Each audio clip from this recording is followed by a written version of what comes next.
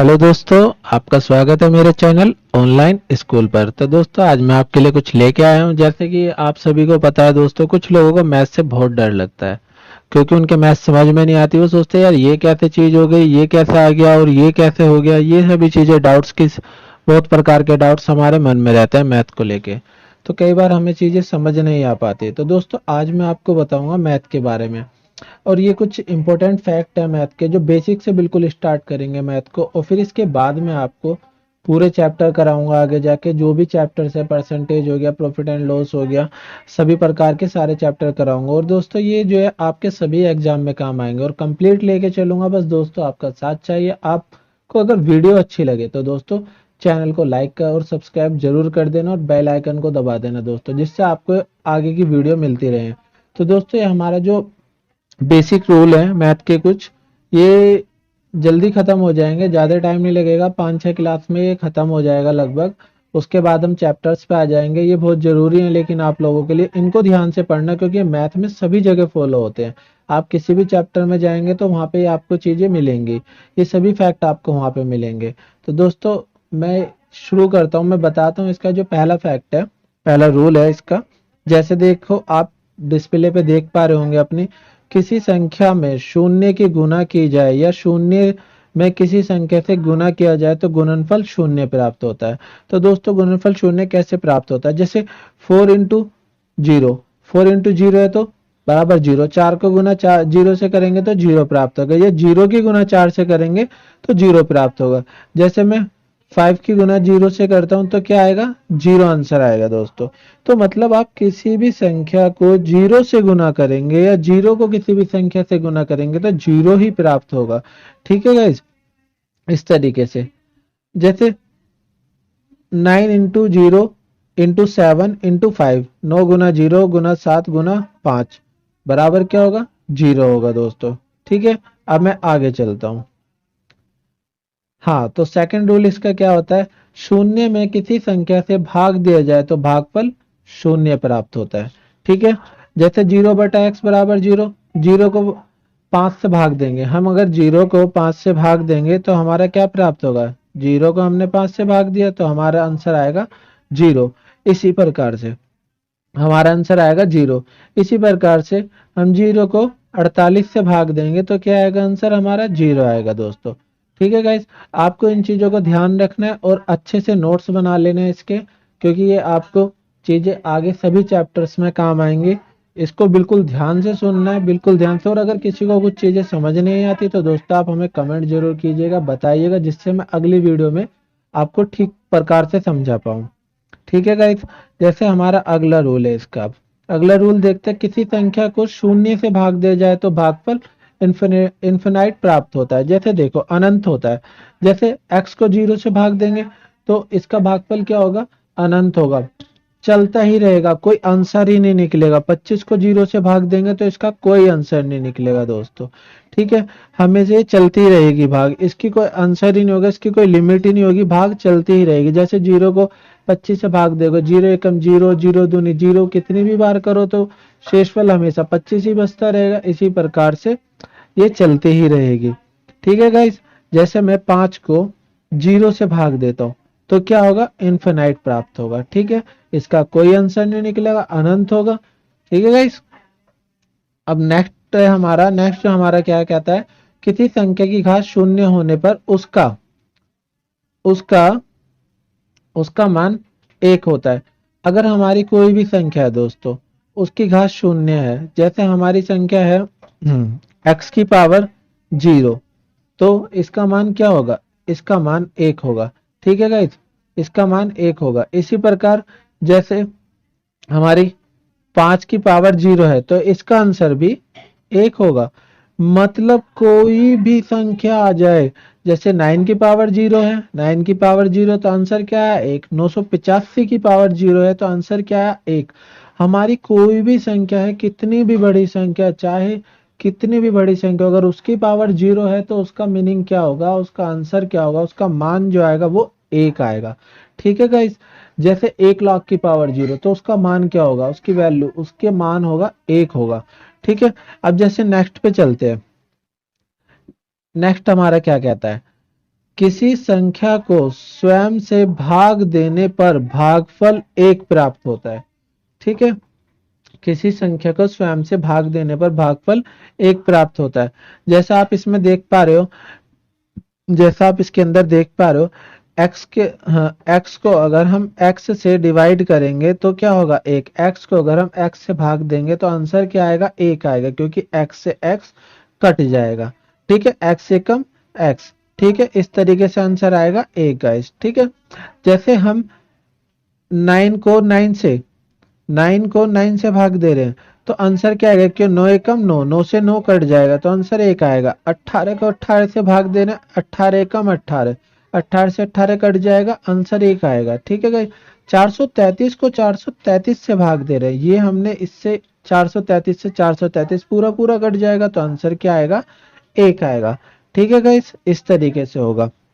और इसके अंदर एक चीज है, अगर हम किसी भी संख्या को जीरो, जैसे इसमें मैंने आपको बताया, अगर हम किसी भी संख्या को जीरो से भाग देंगे तो उसका क्या आंसर आएगा, उसका कोई आंसर ही नहीं होगा, हम उसको डिफाइन ही नहीं कर सकते उसकी कितनी वैल्यू होगी, क्योंकि भाग चलती ही जाएगी, अनंत अनंत तक भाग चलती रहेगी, जिसकी कोई लिमिट ही नहीं होगी। तो इसी वजह से ये वैल्यू नॉट डिफाइन होगी। अगर जीरो से जीरो को भाग देंगे तो उसका आंसर नॉट डिफाइन होगा।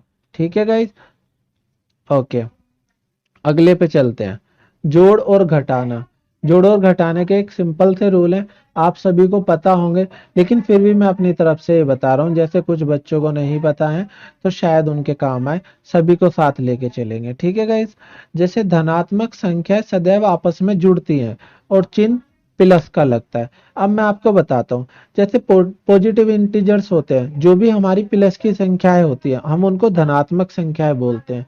ठीक है, जो भी हमारी प्लस की संख्याएं होती हैं वो हमारी होती है धनात्मक संख्याएं।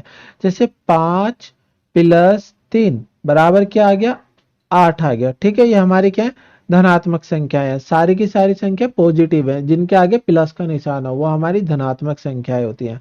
जैसे 2 जमा 3 तो क्या आएगा, 5, निशान किसका आएगा, प्लस का ही रहेगा।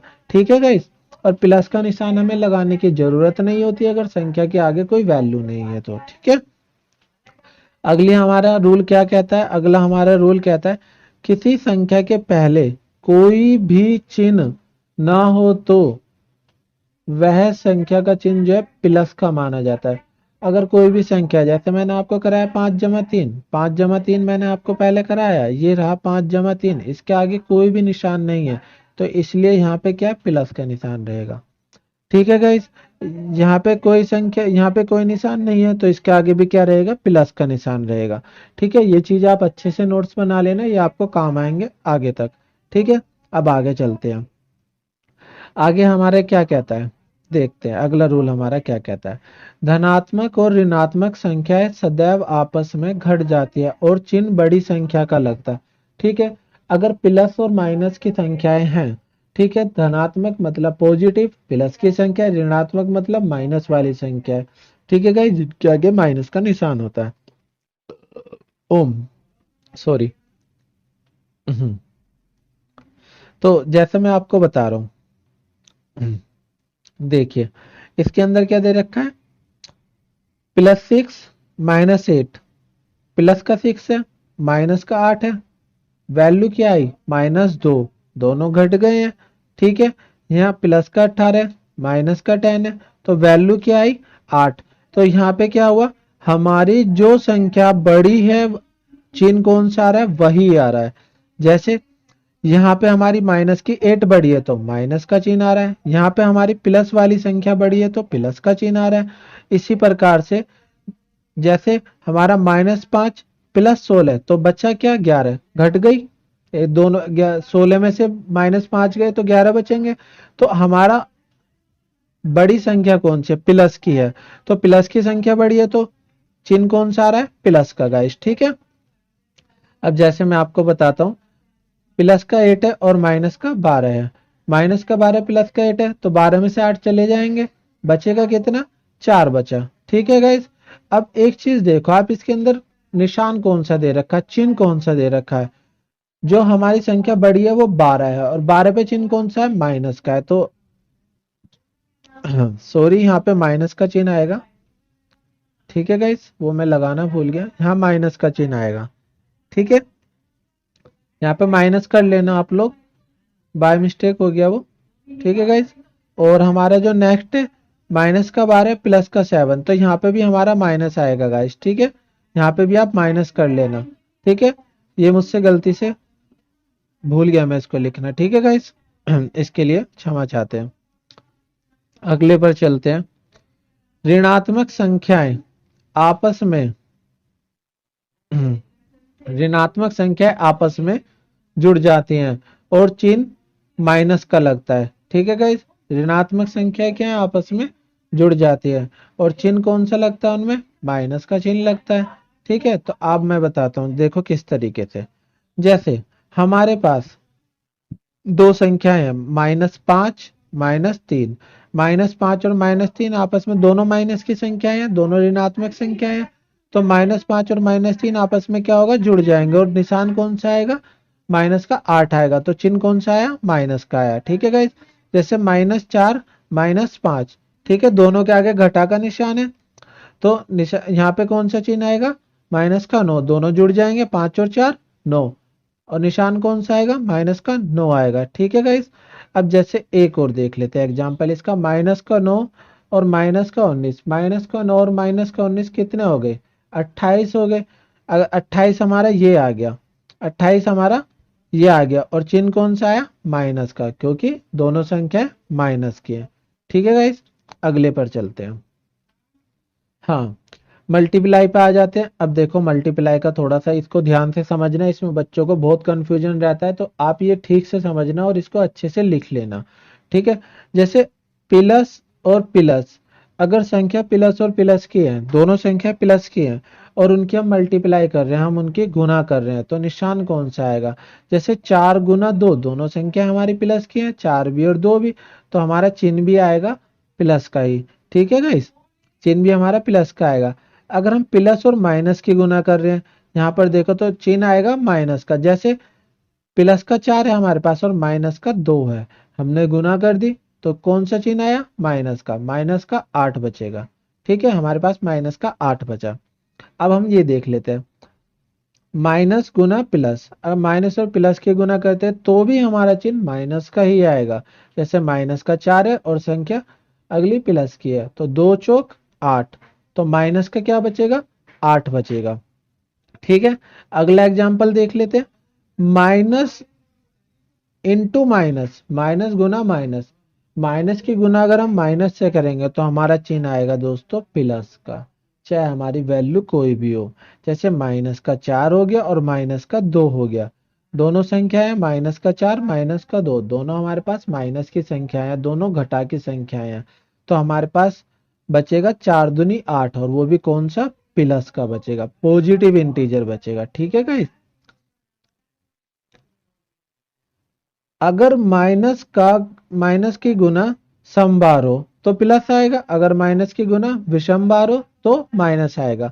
बताता हूं कैसे। जैसे 2 गुना -3 गुना 4 गुना -2 गुना -3, तो माइनस का 144 आया। कैसे आया मैं बताता हूं आपको। इसमें देखो, हमें ये देखना माइनस की संख्या हमारे पास कितनी बार है। सम ऐसी संख्या होती है जो जोड़े में नहीं हो, जो जोड़े में होती है। ठीक है गाइस, और विषम ऐसी संख्या होती है जो जोड़े में नहीं होती। जैसे हम देख लेते हैं, -3 एक संख्या माइनस की, दो संख्या माइनस की, और ये तीन संख्या माइनस की, मतलब दो, एक जोड़ा बन रहा है और इसका जोड़ा नहीं बन रहा, ये सिंगल संख्या है, तो ये हमारी विषम संख्या है दोस्तों। इसी वजह से हमारा चिन्ह कौन सा आया, माइनस का आया। ठीक है गाइस, चिन्ह हमारा आया माइनस का। जैसे 2 तिया 6, 6 चौक 24, 24 दूनी 48, 48 तिया माइनस का 144। ठीक है गाइस, तो हमारे पास माइनस का 144 इसलिए बचेगा क्योंकि हमारे पास ये माइनस की संख्याएं जो है विषम में है, मतलब कि एक जोड़ा तो बन रहा है और इसके साथ जोड़ा नहीं बन पा रहा, तो ये हमारी विषम में हो गई। ठीक है गाइस, इसी वजह से। अब अगले वाला देख लेते हैं एग्जाम्पल, -3 इंटू -2 गुना माइनस का 4 गुना माइनस का 5 माइनस का 3 गुना माइनस का 2 गुना माइनस का 4 गुना माइनस का 5। ठीक है, हमारे पास अब देखो हम ये देखेंगे इनका जोड़ा बन रहा है या नहीं बन रहा है। -3 और -2 का जोड़ा मतलब माइनस माइनस का एक जोड़ा बन गया, दूसरा जोड़ा ये वाला बन गया, मतलब दोनों हमारे पास जो माइनस की संख्या है जोड़े में, मतलब 4 संख्याएं टोटल है। ठीक है गाइस, तो अगर 4 संख्या है तो हमारा विषम है। ठीक है, अगर ये हमारी विषम वो सॉरी सम संख्याएं हैं, 4 संख्याएं हैं तो ये हमारी सम संख्याएं हैं। ठीक है, जैसे -3 गुना -2, 3 दूनी 6, 6 चौक 24 और 24 पंजे 120। ठीक है, और ये हमारे पास 4 है, सम टाइम है, ये सम है, तो हमारा चिन्ह जो आएगा प्लस का आएगा, तो ये हो जाएगा प्लस का 120। अगले रूल पर चलते हैं। अगला रूल हमारा देखो डिवीजन का रूल आ जाता है, जिसमें आपको थोड़ी सी प्रॉब्लम होगी समझने में, क्योंकि सभी को प्रॉब्लम होती है। तो दोस्तों इसको ध्यान से समझना है एकदम, क्योंकि ये चीजें जो है माइनस हम गुना वाला भी समझ लिया हमने, प्लस वाला भी समझ लिया, जोड़ वाला भी और घटा वाला भी समझ लिया, भाग वाला भी, तो सभी चीजें एक दूसरे से जुड़ी हुई है, लेकिन थोड़ा थोड़ा डिफरेंस होता है सभी में। फिर हम अगर जो इसको ध्यान नहीं देते इन चीजों पे, फिर हम भूल जाते हैं, हम जोड़ वाला रूल भाग में लगा देते और भाग वाला रूल जोड़ में लगा देते। तो ऐसा नहीं करना, जो रूल जोड़ का है वो जोड़ और जोड़ में ही लगेगा, और जो रूल गुना का है वो गुना में ही लगेगा, और जो रूल भाग का है वो भाग में ही लगेगा दोस्तों। तो ध्यान रखना, अच्छे से नोट्स बनाना और अच्छे से इसको पढ़ना और बार बार पढ़ना, जिससे चीजें आपकी मजबूत हो जाए। ठीक है, यदि अंश और हर के चिन्ह समान है तो धनात्मक मान प्राप्त होता है, और यदि अंश और हर के चिन्ह असमान है तो ऋणात्मक प्राप्त होता है, मान ऋणात्मक प्राप्त होता है। तो दोस्तों कैसे प्राप्त होता है मैं बताता हूँ आपको। जैसे आप देख सकते हैं कुछ वैल्यूज मैंने लिखी हुई है एग्जाम्पल के लिए, इनका ध्यान दीजिए। ठीक है दोस्तों, हाँ, जैसे इसके अंदर क्या लिखा हुआ है, इसके अंदर लिखा हुआ है प्लस डिवाइड बाय प्लस, मतलब कि तो हमारा चिन्ह क्या आएगा, प्लस का आएगा। तो मतलब जैसे ऊपर देखो प्लस की संख्या, नीचे भी प्लस की संख्या, तो हमारा क्या चिन्ह आएगा, प्लस का आएगा। 2 दूनी 4, 2 बार कट जाएगा, 2 टाइम्स कट जाएगा, हमारा शेषफल बच गया 2, सॉरी भागफल बच गया 2, तो 2 बच गया, हमारा भागफल 2 आ गया। तो ये कौन सा आएगा, हमारा प्लस का आएगा। ठीक है गाइस, अब जैसे प्लस माइनस माइनस, ठीक है, ऊपर संख्या हमारी प्लस की और नीचे माइनस की है, तो हमारा भागफल कौन सा होगा, माइनस का होगा। ठीक है, हमारा भागफल बचेगा माइनस का। ठीक है, अब जैसे ऊपर माइनस की है और नीचे माइनस की है, दोनों माइनस माइनस की, तो हमारा आंसर किस में आएगा, प्लस में आएगा। ठीक है गाइस, जैसे देखो ऊपर भी माइनस का नीचे भी, सॉरी ये देखो ये थोड़ा गलत हो गया, यहाँ पे 2 आएगा। ठीक है, 2 कर लेना इसको, 2 दूनी 4, ठीक है, 2 दूनी 4, यहाँ पे 2 आ जाएगा। ठीक है गाइस, ये 2 आ गया हमारा। ठीक है, और ये हमारा प्लस का आएगा। अब अगला देख लो आप, अगला क्या है, अगला भी यही है। देखो अगर ऊपर माइनस है, ऊपर माइनस है और नीचे प्लस है, तो हमारा आंसर को किस में आएगा, माइनस में आएगा। जैसे ऊपर हमारे पास माइनस का 4 है, नीचे प्लस का 2 है। ठीक है, तो 2 दूनी 4, तो हमारे पास माइनस का 2 बचेगा, क्योंकि हमारे पास ऊपर माइनस की वैल्यू है और हमारा रूल कहता है माइनस बचेगा। ठीक है, आपको इसी के अनुसार चलना है। ठीक है गाइस, अब देखो एक चीज और समझा देता हूँ इसमें, एग्जाम्पल है ये, थोड़ा सा ये समझ लीजिए। ठीक है, वीडियो ज़्यादा लंबी नहीं करूँगा, बहुत लंबी वीडियो हो गई है, तो आज मैं यहीं तक कराऊंगा आपको। फिर मैं नेक्स्ट पार्ट जल्दी ही डालूंगा, कल या परसों में नेक्स्ट पार्ट डाल दूंगा, तो आप लोग अलर्ट रहिएगा। ठीक है गाइस, जैसे देख लीजिए, अगर हमारा ऊपर माइनस का है और नीचे प्लस का है, अगर ऊपर प्लस का है नीचे माइनस का है, या फिर माइनस सामने लगा हुआ है और ऊपर x बटा में y है नीचे। ठीक है गाइस, इस तरीके की कोई भी संख्या आपको मिलती है तो हमारा चिन्ह ऑलवेज माइनस आएगा, इनमें से किसी भी प्रकार की। देखिए गाइस, जैसे 6/2 माइनस का ऊपर 6 है, या 6 बटा में -2, ठीक है, -6/2। ठीक है, तीनों प्रकार के हैं, तो हमारा आंसर सिर्फ एक ही आएगा, -3 बचेगा। ठीक है दोस्तों, अगर वीडियो देखो दोस्तों आपको अच्छी लगी है, वीडियो अच्छी लगी है या वीडियो में आपको कोई कमी भी लगी है, तो आप कमेंट में हमें बताइएगा। ठीक है, फिर हम उस चीज को सुधारेंगे और आपको अच्छे से समझाने की कोशिश करेंगे अगली वीडियो के अंदर। वीडियो को ज्यादा लंबी नहीं करूंगा दोस्तों। अगर आपको ये पीडीएफ चाहिए, अगर आप इसकी पीडीएफ चाहते हैं, तो आप एक क्या काम कर सकते हैं, मैं नीचे डिस्क्रिप्शन में अपने टेलीग्राम ग्रुप का लिंक दे दूंगा, तो आप हमारा टेलीग्राम ग्रुप ज्वाइन कर लीजिएगा। वहां पे मैं आपको ये पीडीएफ प्रोवाइड करा दूंगा। ठीक है दोस्तों, तो आज के लिए इतना ही है, बाकी कल मिलते हैं। बाय बाय फ्रेंड्स, और अपना ध्यान रखिए और पढ़ाई कीजिए। लॉकडाउन चल रहा है, लॉकडाउन में घर से खूब पढ़ाई कीजिए, ऑनलाइन अच्छे से मेहनत कीजिए।